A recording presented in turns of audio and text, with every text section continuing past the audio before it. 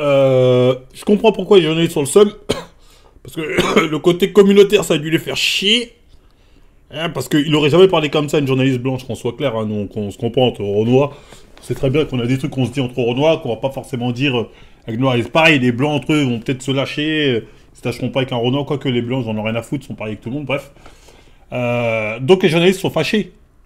Oh, Crazy Sally, c'est pas pour une journaliste. Oh non, non, il n'est pas qu'un homme, c'est pas normal, il prend notre boulot, il vole notre travail. Tout à l'heure, j'ai fait ce tweet-là qui est réel. Hugo Décrypte, ça fait des années qu'il fait du journalisme, qu'il est journaliste influenceur avec des stars de cinéma, des politiques pendant la campagne présidentielle. Ils n'ont jamais autant ouvert leur gueule que quand c'est Crazy Bali. Jamais autant leur gueule que quand c'est Bali. Crazy Bali. Il manque un mot, Annie, je sais, j'ai vu, mais j'ai écrit ça, j'étais un peu pressé. Que les choses soient claires.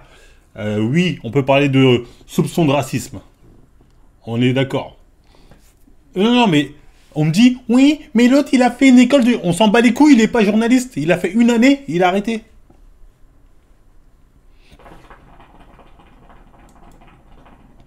Bien sûr que le tweet est bienveillant, mais le tweet est réel. Ah oui, moi, Crazy Bali, vous savez très bien que je l'aime pas. Pour des raisons que vous le savez. La plante à côté dans le dos, bah oui, je reste objectif. Moi, je ne dis pas, je sais pas quoi, mais je sais la vérité. Donc, oui, on peut parler de soupçons. Je dis de soupçons parce que je suis sympa. Soupçons de l'histoire de Crazy Bali, si ça pue pas un peu le racisme, s'il n'y a pas un peu le seum de se dire, putain, ils ont été communautaires, en plus, regardez, ils parlaient, ils faisaient les mecs communautaires entre Renois. S'il n'y a pas ce somme-là. Le pire, c'est quand je vois des hommes noirs ou des femmes noires qui valident des journalistes qui critiquent Crazy Sally. Ça me fait mal au cœur. Je me dis, ça me fait mal au cœur parce que je me dis, putain, le CSC, les gars, vous voyez pas le problème. Vous voyez pas que quand c'était Hugo Décrypte. Attends, Hugo Décrypte, il a fait tout le monde. Hein. Il a fait absolument toute la planète Terre, ce mec-là. Hein. Si je m'amuse, il a fait toute la planète Jupiter. On va y aller, hein. Il a fait Macron, je crois. Et... Attends, on va aller dans sa playlist. Limite, il a fait Kamala Harris. Elles sont où ces trucs politiques interview. Interview. Putain, je les vois pas. Attends, on va faire une vidéo plus populaire.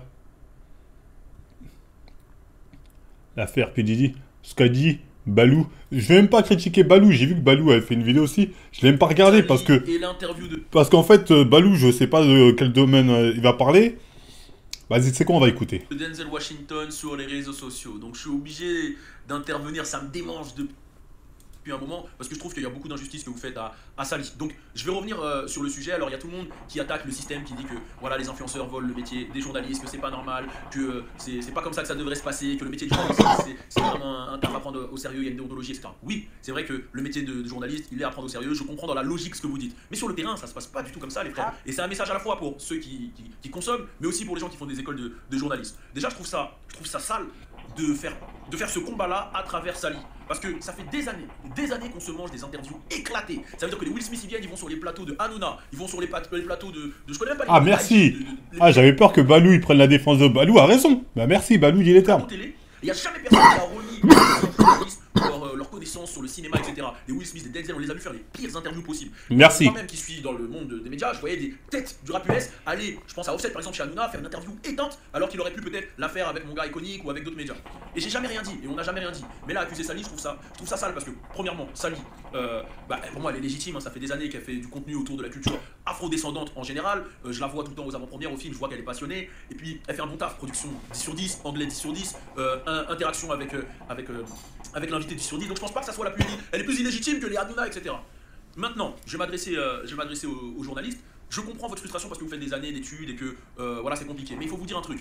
La monopolisation des médias, c'était plus dur que ce qu'on vit maintenant. Je ne sais pas si vous vous souvenez, surtout les journalistes racisés, parce que j'en ai vu beaucoup se plaindre.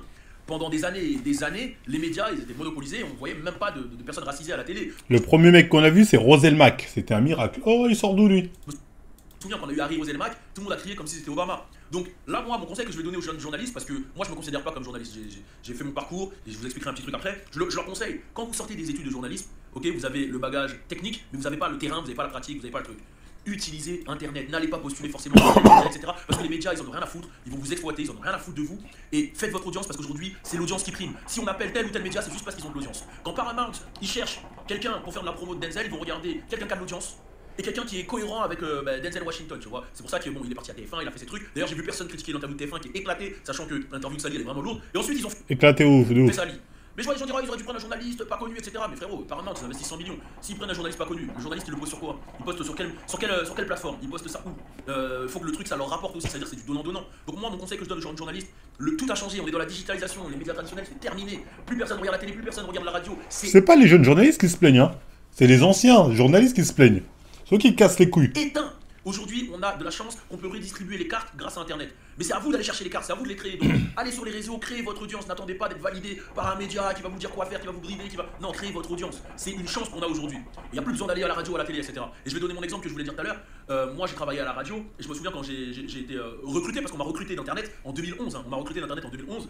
J'étais face à d'autres personnes qui avaient fait des écoles de radio, etc., qui avaient payé grave cher. Mais il n'y avait pas photo, tu me mettais à côté d'eux. Moi, je collais clairement à ce que les gens attendaient à la radio, sans prétention. Je connaissais déjà tous les artistes, personnellement. J'avais un côté entertainment, j'avais la dynamique, et puis ça a fonctionné, j'ai fait le prime de la radio génération, et aujourd'hui on est là avec CKO, et pourtant, c'est pas parce qu'on a un diplôme de journaliste qu'on n'est pas légitime. Donc c'est super important à comprendre, et le diplôme de journaliste, dans les domaines comme ça, là, les domaines qu'on est en train de parler, hein, faire une interview de Denzel, ou musique, ou entertainment, etc., allez vous battre sur Internet, les gars. Vous avez pas... Il a totalement raison. Le seul domaine où là, des études de journalistes, en tout cas quand c'est des journalistes pros, on voit la diff, c'est dans les documentaires. Quand c'est les documentaires, je dis pas. Pour tout ce qui est documentaire, les journalistes, là, ils font un taf. Tu vois la différence quand c'est un youtubeur et un journaliste. Je parle en termes de compter. Je ne parle pas en termes de contenu forcément, parce que documentaire, ça peut être orienté pour tout le monde. Mais je parle en termes de comment c'est raconté, comment c'est mis, le montage, etc. Là, tu dis, oups, quand c'est la télé, tu dis, ah ouais, un vrai bail. Pas besoin d'attaquer des sœurs comme Sally, etc. Parce que son taf, vous pouvez pas dire qu'il est éteint, elle a fait une bonne interview. J'ai attendu vraiment l'interview pour voir. L'interview elle est lourde. Elle fait pas des mauvaises interviews. Elle fait pas des mauvaises... dans le registre dans lequel on l'attend et qu'on attend ce genre de promo, elle fait pas des mauvaises interviews. Donc voilà. Donc force à vous tous, la famille. Et surtout. Balou a raison. J'avais peur. J'avais vu le truc de Balou, j'avais chaud. Qui disent en mode non, mais c'est un scandale Bali. J'ai dit, vaut mieux pas, je regarde. Non. Mais en fait, avoir de l'audience, ça signifie pas être un influenceur. Les médias ont de l'audience. TF1, ils calculent leur audience. Non mais influenceur c'est devenu un terme péjoratif qui nous jette pour regarder des influenceurs. Comme si la télé n'était pas un domaine d'influence, comme si les médias n'étaient pas des influenceurs. C'est tous des influenceurs, ces hypocrites. Mais c'est comme c'est péjoratif, on dit ah c'est des influenceurs. On dit même plus youtubeurs, à l'époque on disait youtubeurs. On dit influenceurs à la base à cause des gens de télé-réalité qui faisaient de la merde. Mais maintenant on nous l'a accolé à tout le monde. C'est bien, accolez-le à vous aussi. Ils ont le truc de métrique pour calculer l'audience. Les médias papier, pareil, tout est basé sur l'audience. Et puis si je vais plus loin, même en dehors du monde des médias, l'audience c'est important pour tous les domaines libéraux.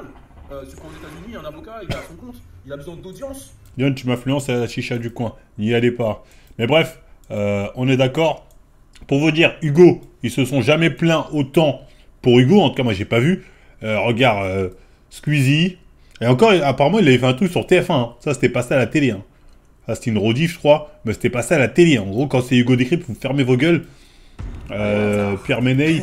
Attends, on va voir des politiciens, hein, parce qu'il y avait des politiciens. Il a fait qui, lui? Omar Sy. On vous a pas entendu. Là, moi, je parle avec les politiciens. Parce qu'ils disent, ouais, bientôt, ils vont faire des trucs politiques. Donald Trump est élu Il a fait des trucs avec des politiciens. Je les ai vus, à moins qu'il ait une deuxième... Voilà. Éric Zemmour. Le Pen, c'est pas les seuls, hein. Jean-Luc Mélenchon, vous avez jamais ouvert votre cul? Il n'est pas journaliste, je pense que personne ne savait qu'il n'était pas journaliste. Pourquoi? Parce qu'il est blanc. Du coup, vous êtes dit, ah, forcément, il doit être journaliste, il est blanc, nanani, et il a fait une année, donc il doit l'être. Alors, Crazy Sally, vous voyez une Renoir, vous dites, oh, celle-là vient du ghetto, elle faisait du make-up. Elle faisait du make-up. Et quand c'est lui, vous partez du point. C'est ça ce qu'on appelle le racisme systémique. Voilà ce qu'on appelle le racisme systémique. Mais on pensait qu'il était journaliste, hein. Regarde, John, il est blanc. Moi, je pensais, hein. Bah oui, c'est le racisme systémique. Voilà ce qu'on appelle ça. Voilà, en plus, jusqu'à... Hey, ils l'ont ramené sur France 2, frère. Ils l'ont ramené sur France 2, il n'y a personne qui a ouvert son cul. Personne n'a ouvert son cul. Et quand c'est Crazy Bali, même si attention, je l'aime pas, ils ont parti attraper son col. Donc oui, je dénonce l'assistant est victime de racisme. Oui, je le dis.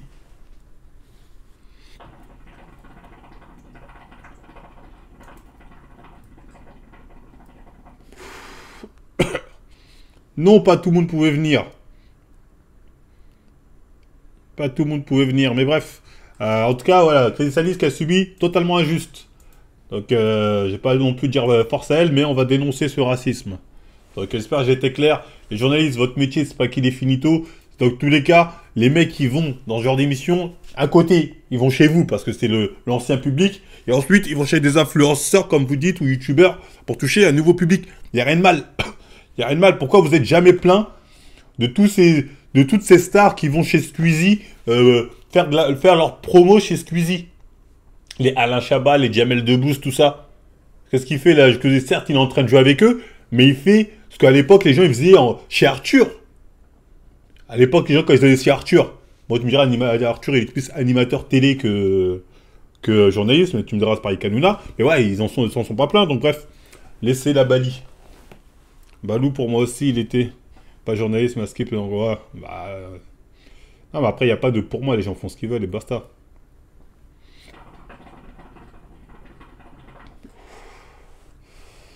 C'est sympa de prendre son parti après ce café ou non, mais moi je reste objectif, comme j'ai dit. Bref, c'était tout pour moi.